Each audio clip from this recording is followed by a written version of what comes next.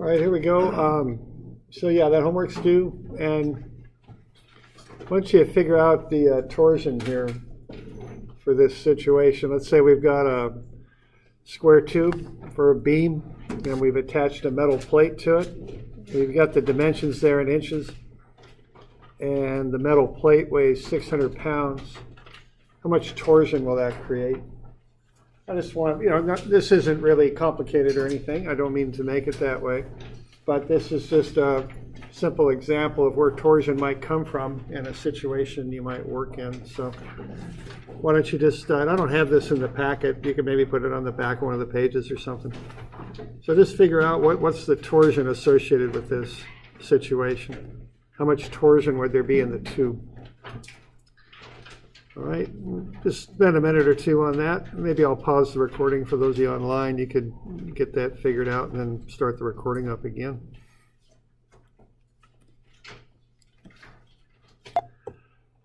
All right, so keep in mind what a torsion is it's a moment about the center of a shaft. Okay, so that's what a torsion is. That's how you define it. So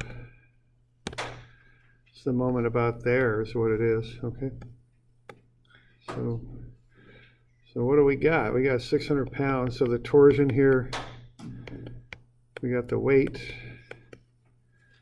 and then the offset distance, right? So that'll be 4 and 1 more to where that weight's at, so that's 5. If you want to get a little technical on that, you probably want to put a negative sign out in front because it's clockwise as we look at it. That's a negative moment, so what, 3,000?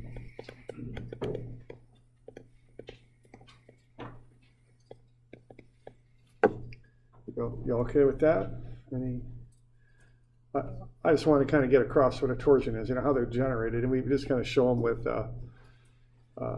clockwise or counterclockwise arrows, like they're couples, would it not be negative 3,000? Yeah, it is. Yeah, sure thing. Thanks. Okay. All right, but there's an example where one might come from. Okay, just a weight offset from the center of a beam. So you're just going to get this torsion action that's going to start twisting that beam, or attempting to anyway. Okay.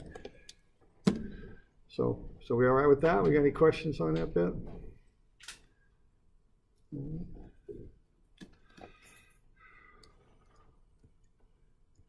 All right. So that's just a little run through that.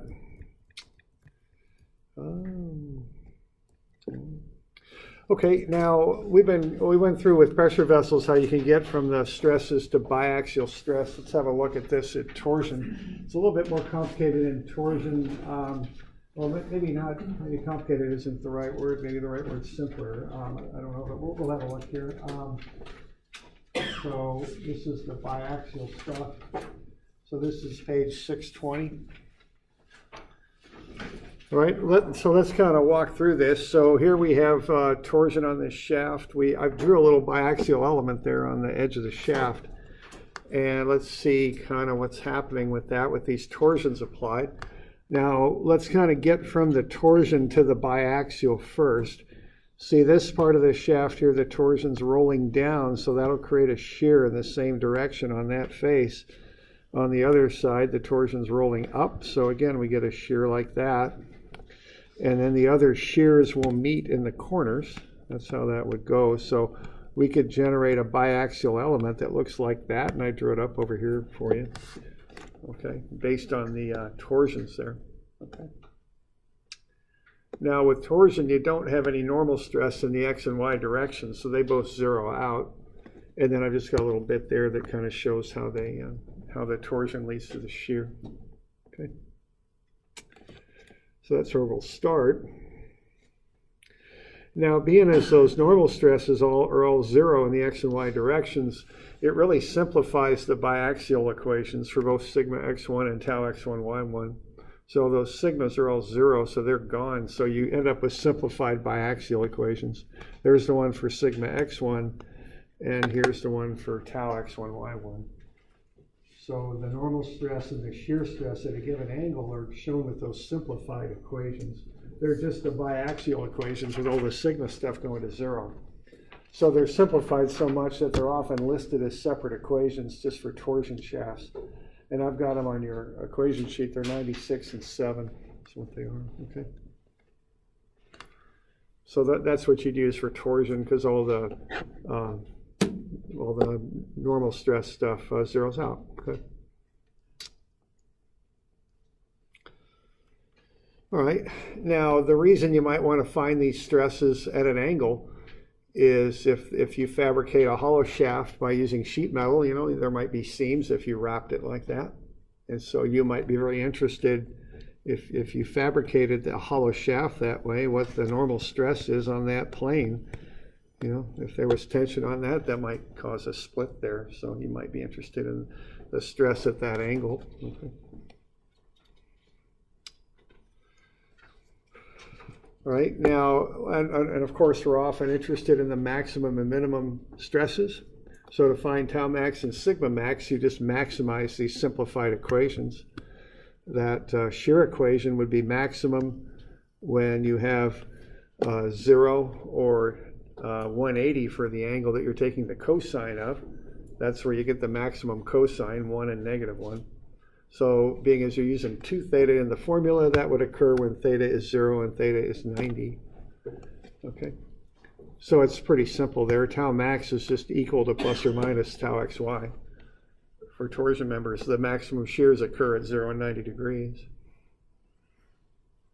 For the normal stress, you want to maximize sine 2 theta.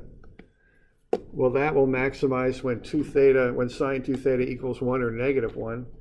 That'll occur when 2 theta is either 90 or 270. So theta then would be at 45 and 135. So the maximum normal stress planes occur at 45-degree angles. One set are tensile and the other set are compressive.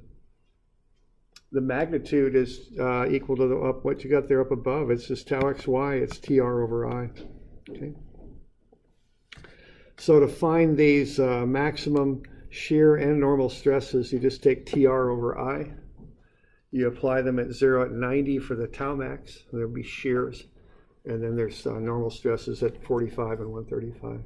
So that works. Okay. All right, so that's where the maximums act, at 0 and 90 for the shears and 45 and 135 for the normal stresses, okay? So let's have a look at some typical failure modes for shear. Okay, let's say we've got a ductile material, and I don't have this in your book, just kind of a couple little demonstrations. Ductile material failure, that would be an example of mild steel. Mild steel is mild because it doesn't have much carbon in it to really harden it up, so it's softer, more ductile. Ductile means stretchy. That's a common type of steel that's used in structures because you want to be able to absorb energy and deform before you fail. So if I apply a torsion to this, how's it going to fail? I mean, what's it going to do? If I take this top right side and roll it over and roll the other one back, how will that fail? If that were a mild steel, or I'm using clay here just to model it, because obviously I can't fail mild steel with my hands very easily, so I'll use clay. So how's that going to break? Where's the maximum shear going to occur based on what we just looked at there?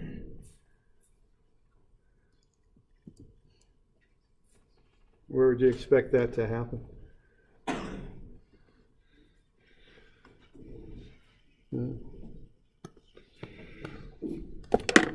About 90 degrees. Is that a good estimate? Okay.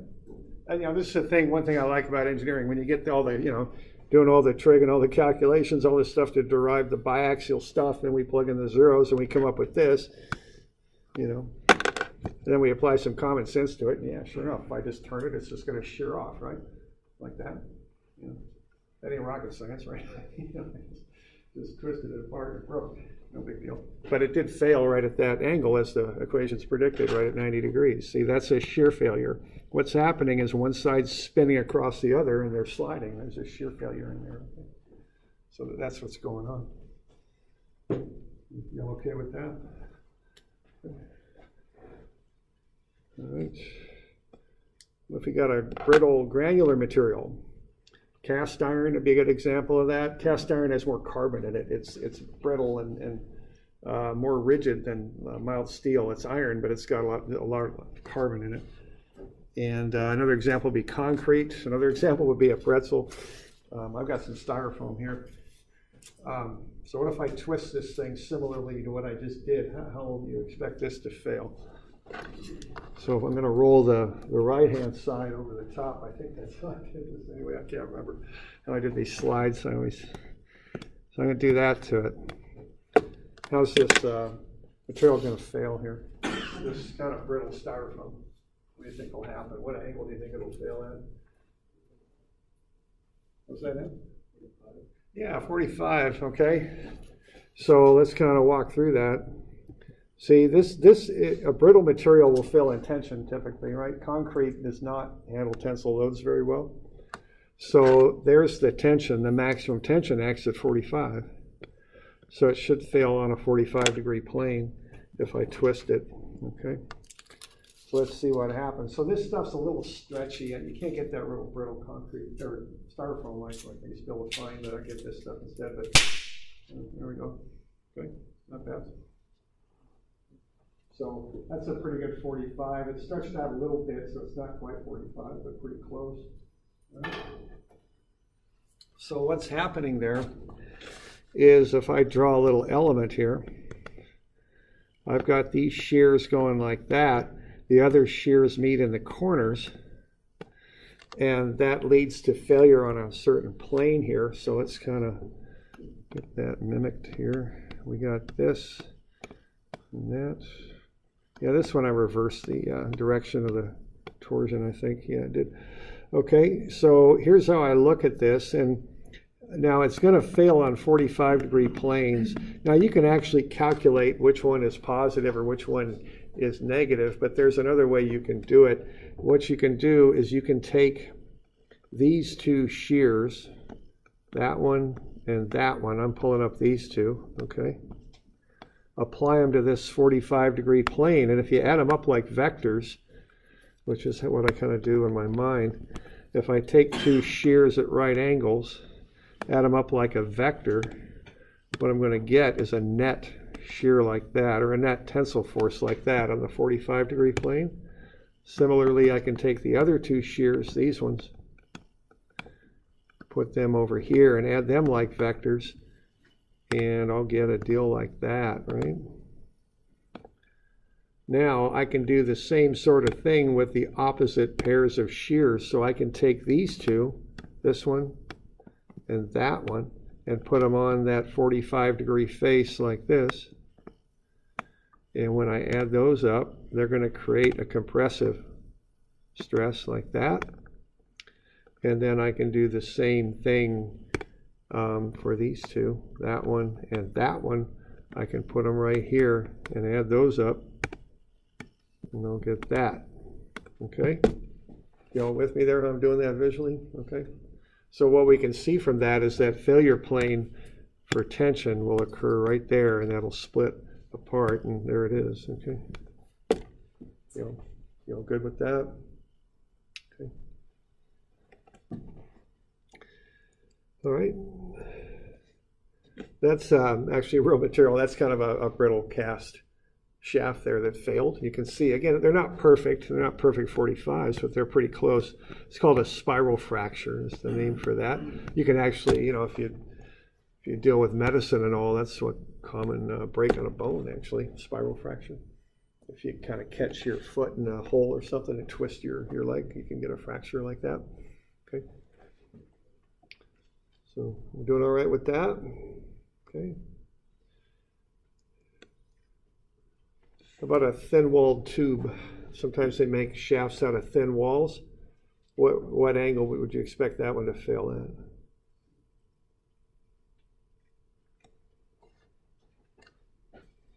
What kind of failure would it be? How do thin walls fail? Anybody know? Something thin? Yeah, compression. What does it do when you compress something thin? Think of a piece of sheet metal or something.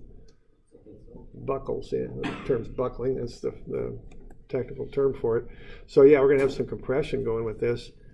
So we're going to expect it to kind of crush in at 45 like that. Okay. So if I roll this top over like that, okay, 45 free failure buckling,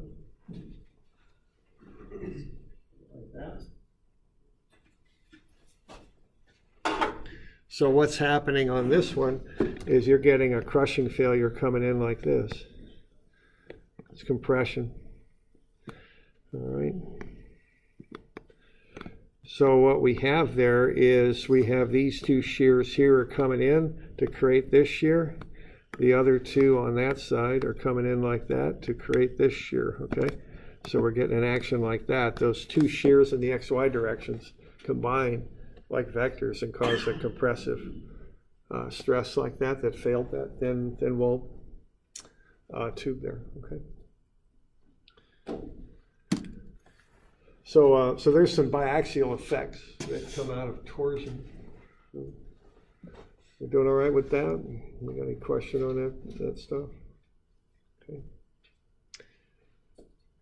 So, you know, that's a kind of important idea here. You know, we kind of start with our basic design stuff, run that on the XYs, then take it into biaxial and investigate how things break and what sort of stresses are under. I mean, okay.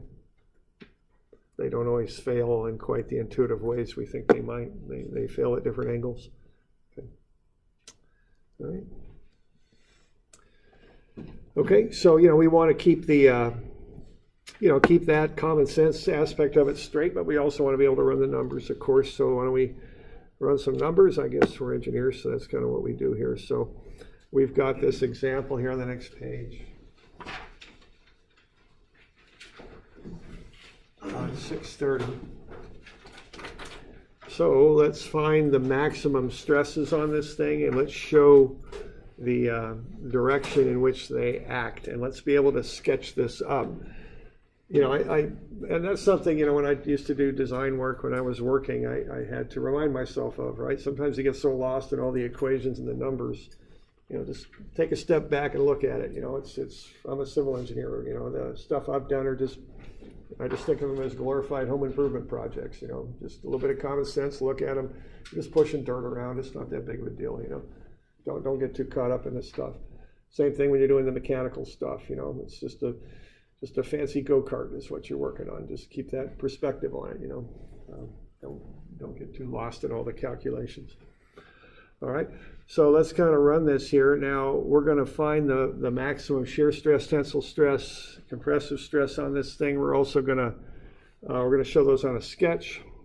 We're also going to find the shear and normal stresses acting on that element that's oriented at 35 degrees. So torsion seems to involve a lot of conversions.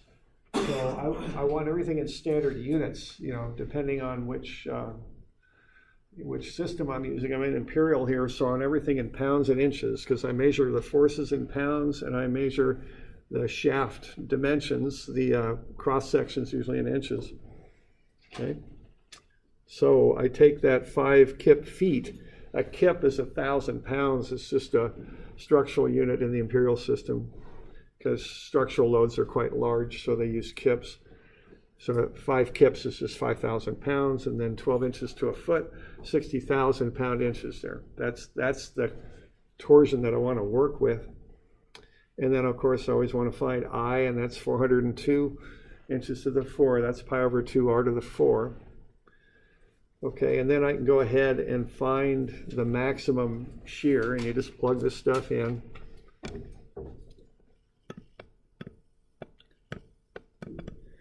That's 60,000 pound inches. Radius would be half the shaft diameter, and I, we've got that. It's 402 inches to the 4. Okay. Now, shear always has that plus or minus on it, which is why I have that plus or minus 597, okay? Because shear, there's always 2 that are positive, 2 that are negative. So why don't you drop that shear element there to start with. That I got a little square over there. Why don't you get those on there? See, this is tau max. It's TR over IP is what it is. So how does it act on that element?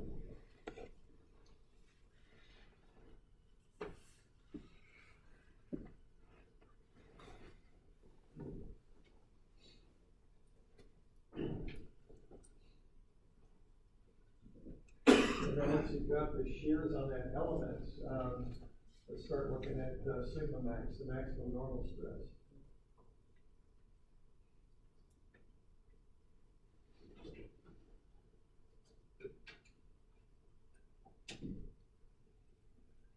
So just think about how those torsions are rolling on the shaft when you draw up the element there for shear. You know, those torsions, look at the direction of the arrows, translate that over for the shears, and then realize that the other two shears will meet in the corners is what they do. Okay.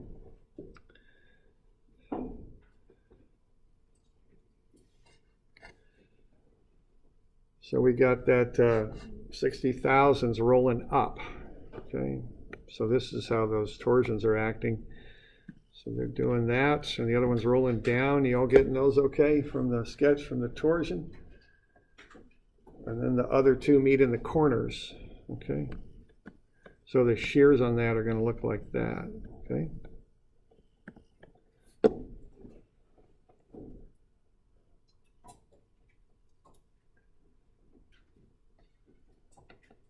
We all good with that? All right. Okay, so that's tau max. So that's the design value for that shaft. You got to design it for 597 pounds per square inch for shear. Okay. Now the normal stress. Let's see. Okay, so there we go. So that's going to look like that. All right, so what are the maximum normal stresses going to be on the shaft? Same thing, yeah, okay. So sigma max, and again, these will be plus and minus also, because one of them is compressive and the other one's tensile. Same number. Why don't you sketch those up on the sketch that I've got down below there, the diamond looking sketch. Which way do the tensile and compressive stresses act?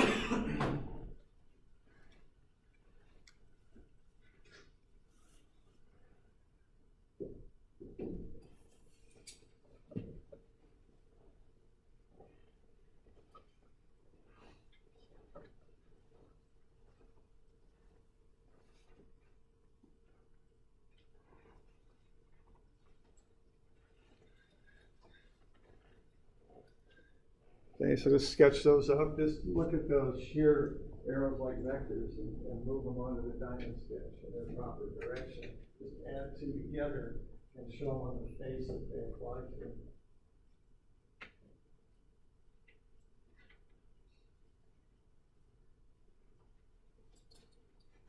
So just pick two of them, turn them into do a vector addition on them, and then translate them down to the diamond, like what I did.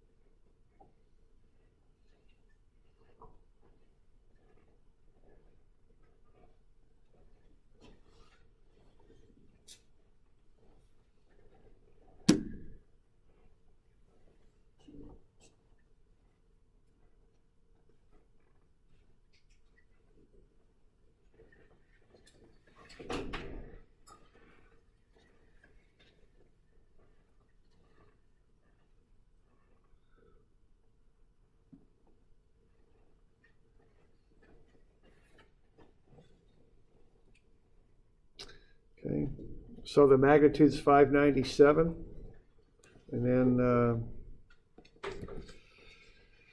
what are they going to do here?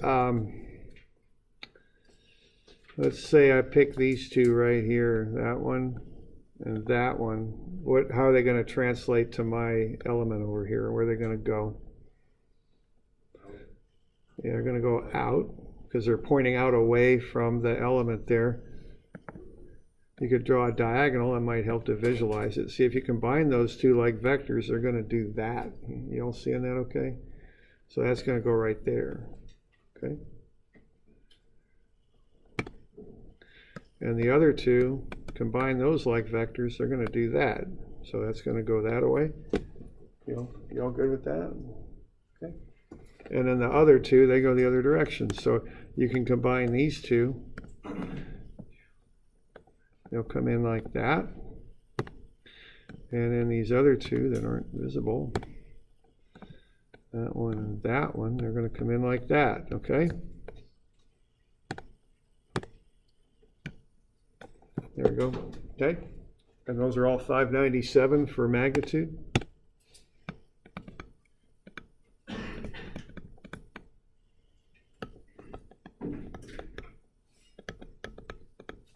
There we go. So those are the maximums right there. That's what those shear normal stresses look like as far as how they act on this element. All right.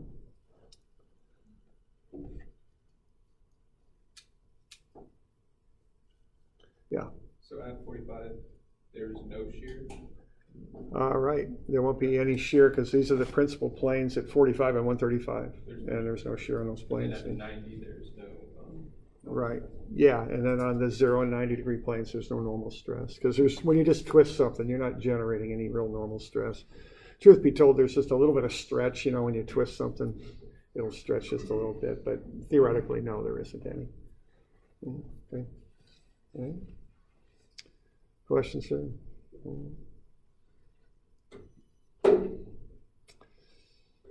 All right, now you could do this analytically if you want. You have to be able to generate this sketch, but once you've got that, you can run all the biaxial numbers if you like.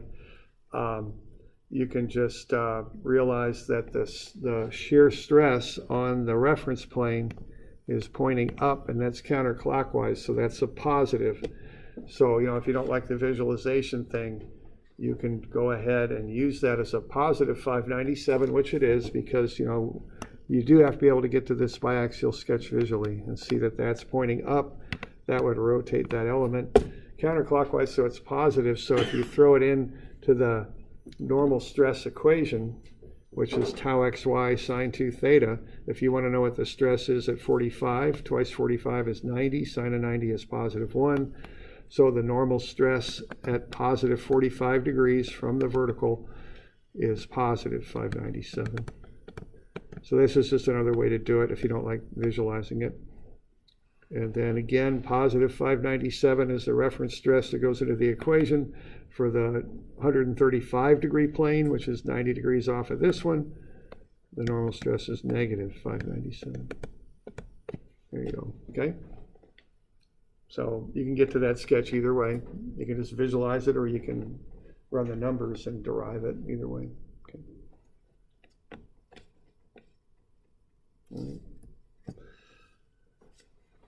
All right, so we got that. Now we also want to see what's going on at 35 degrees, and it's just biaxial stuff like we've done quite a few times already.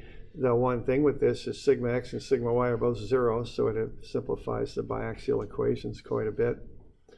Okay, so we can just run 35, and then 90 plus 35 is 125 degrees.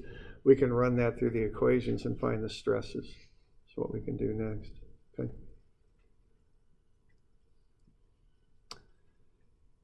So you got these simplified biaxial equations. Sigma x1 is tau xy sine 2 theta.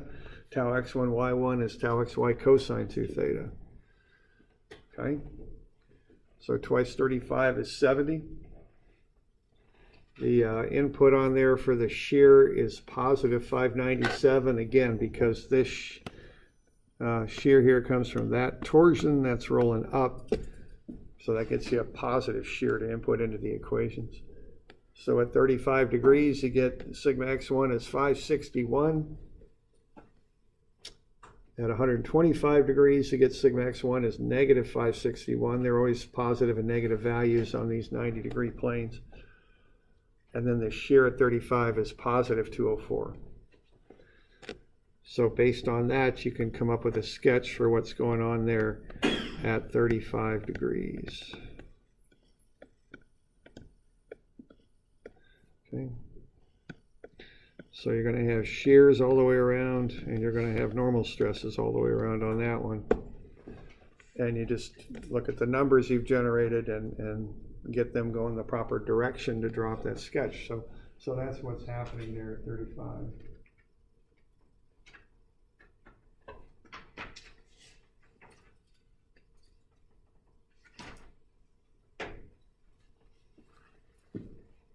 So we're doing all right with that stuff? Okay. Just like we did a similar thing for pressure vessels. Start with a biaxial sketch, then walk your way through and do all the, all the stuff at angles. Okay.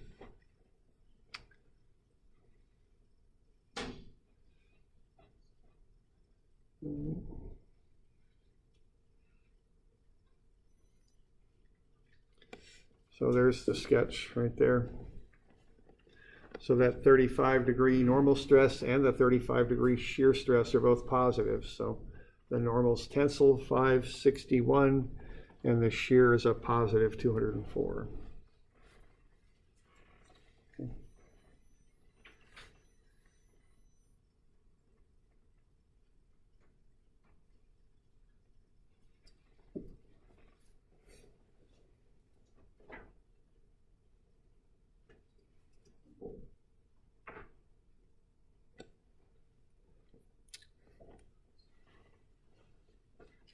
All right, so that's a little bit there on the biaxial stuff.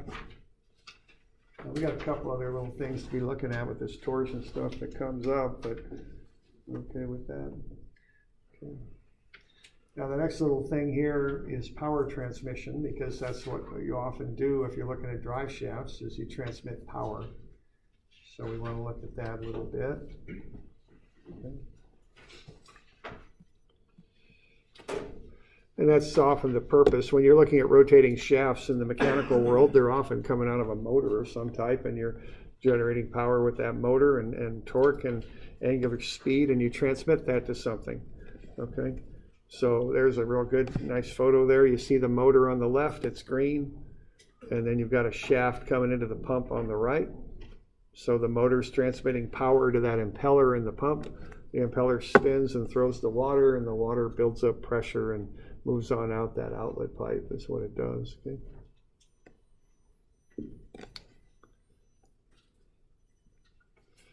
All right, now the relationships here are that you start with what's called work, which if you've had physics or dynamics, maybe you've seen this before. What work is the ability to exert a force over a distance. A very common form of work that we have out there in the engineering world would be lifting water, let's say. So if you think of lifting a bucket of water, you could take 50 pounds of water and lift it 4 feet. And what you've done then is the weight, which would be the force, 50 pounds, and the lift, which would be 4 feet. That would be 200 pound-feet of what we call work, okay? And see, that's really what a pump's doing. It just doesn't have a bucket. It's pushing the water with an impeller. Well, actually, it's doing more than that, but it's lifting the water up to a certain height. The mechanism isn't quite as simple as lifting a bucket, but it's the same result as far as the work goes. All right, so that's work. Now, work, the next thing to look at is power. Okay, now think of taking a big reservoir here, and we want to empty it out, okay? Well, we could do that with a big pump or a little pump, you know. The big pump would do it faster, though, because it would move more water more quickly. So what power is the amount of work you can do in a given amount of time. Okay, so that's force times distance over time, okay? Now, force times distance is also torque. It's torsion. If you multiply that by the angle, force times distance and torque times angle are pretty much the same thing. So you could take either thing and divide it by time, and you'll get power. So power is the ability to do work very quickly. So if you have a big, powerful pump and you put it in that reservoir, you can empty it quickly. If you've got a small pump, you could still empty the tank and do the same amount of work. It'll just take you longer. Okay. All right, now if we convert work into this torque times angle over time, form, we can take the angle over time and turn that into an angular velocity. So that's what omega is. It's in radians per second. All right. So what you can look at if you've got a motor is you can look at the torque you're generating, the torsion you're generating with that shaft, and multiply that by the angular speed that shaft is being spun at. Put those together, you get the power. Okay. Yeah. Is there a difference between work and energy? From my point of view, no. They're pretty much the same thing. I think energy is kind of the ability to do work, but unit-wise, they're the same thing. Okay. All right. So we get to torsion times angular speed, and that would relate to that shaft coming out of that motor again. You look at the torsion it has, and then you look at its angular speed. That's also a little bit of what when you look at trucks, you know, they rate them on the torque that they generate, which is how much ends up being the force that the wheel applies to the road. And then you can also look at the angular speed, and put those together, you get the power of the motor, okay? Which is the ability to exert a lot of force and do it fast. Okay? All right, we got different units. Here in this country, we use the imperial system of units, which come from England. And you have a horsepower, which actually is the power of a typical horse. Okay, that was what that was designed to be back when they started selling steam engines, and they wanted to rate their steam engines versus a draft horse. Okay, so a horsepower really is a horse. Okay, that's what a draft horse could do, a big, powerful horse of the day. Okay, that's the English system, which is more fun because it's got more stories about it. It's harder to work with, though. In the metric system, we just have watts, named after James Watt, who didn't invent the steam engine, but improved it and sold it a lot. A watt is a Newton meter per second. Okay, a kilowatt is 1,000 watts, and a horsepower then in the imperial system is 746 watts. Okay. Now this comes into play because when we're on the mechanical side and the motor side, we deal with horsepower. Okay, in this country, you buy a motor, you look at its horsepower rating, but the electrical side's done in watts. It's actually done in kilowatt hours. Is how electricity is sold. So we have to deal with both of these unit systems. We usually do our mechanical stuff in the English system, and then when we want to see how much power we're going to buy from the power company, we switch over to the metric system. That's how that goes. Okay. All right. So that's a little bit on power there. Let's see.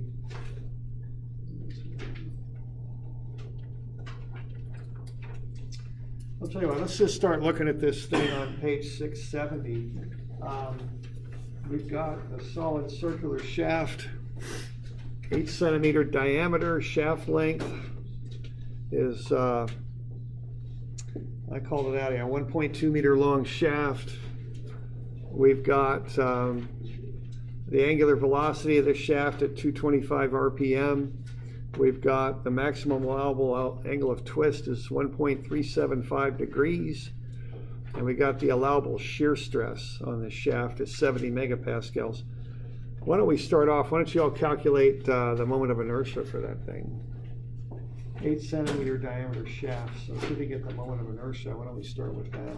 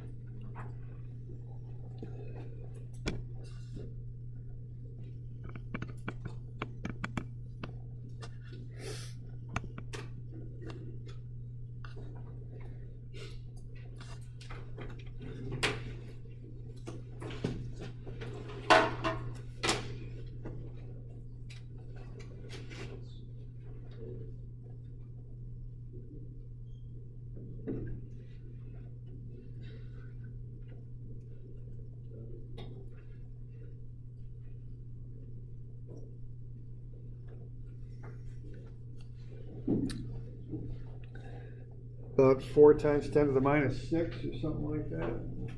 You don't get to that? I thought we wanted to be in inches. No, we're in English system here. Oh, yeah, I guess I kind of contradicted myself. We are in the metric system. Let's see. Yeah, let's see. I guess when we're working in the common units in this country, we're in the English system. But now, if you're given metrics, I would just stick with it.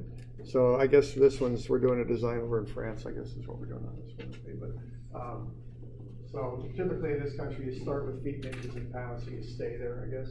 On this side, this one, you're given the metric stuff, so you might as well stay in it. Yeah, I'm sorry about that. I kind of contradicted myself there.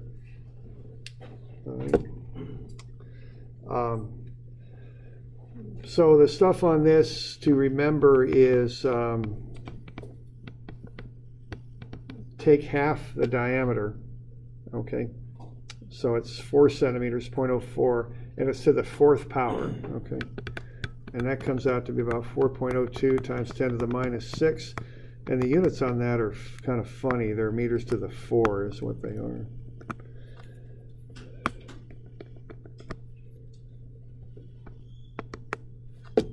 Okay. All right, I guess we're about out of time. I'll get you a couple of these to work on. We'll make these due Monday, I think. And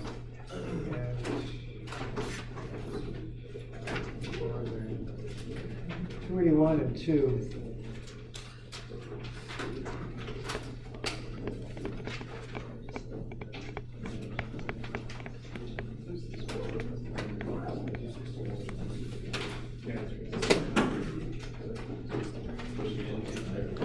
Thirteenth.